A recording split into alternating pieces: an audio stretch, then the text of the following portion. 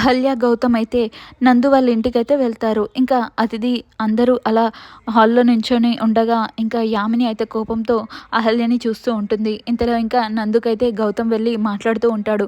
"అసలు నేను చెప్పేది ఒకసారి విను నందు. నేను కావాలని చేయలేదు. నే దానికోసం ఒక బలమైన కారణం ఉంది. నేను పెళ్లి చేసుకోవడానికి ఒక బలమైన కారణం ఉంది నందు" అని చెప్పేసి గౌతమ్ అయితే నందుకి చెప్తూ ఉంటాడు. ఇంతలో ఇంకా నందు అంటాడు, "అయినా నీకు నా చెల్లెలి కంటే నీ కారణమే ముఖ్యం కదా! కానీ నాకు మాత్రం నా చెల్లెలే ముఖ్యం" అని చెప్పేసి ఇంకా నందు అయితే కోపంతో గట్టిగా అరుస్తూ ఉంటాడు. ఇంతలో ఇంకా అహల్య కూడా ఇంకా గౌతమ్‌తో అలా నందు దగ్గరికి వెళ్ళి అంటూ ఉంటుంది, "అయినా నీ చెల్లెలు ఎలాగో అక్కడ శ్రావ్య కూడా అలాగే కదా నందు. ఒకసారి నా మాట విను. ఇదంతా కావాలని చేయలేదు. ఏదైనా శిక్ష వేయాలనుకుంటే నాకు వెయ్యు. అంతేకాని శ్రావ్యకి కాదు. కావాలంటే నీ కాళ్ళు పట్టుకుంటాను" అని చెప్పేసి అహల్య అయితే నందుని బతిమలాడుతూ ఉంటుంది. ఇంకా నందు అలా నెట్టేయడంతో అహల్య అలా కింద పడిపోతూ ఉండగా గౌతమ్ అయితే పట్టుకుంటాడు.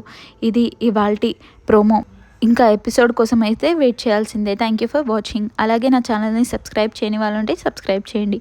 Thank you for watching.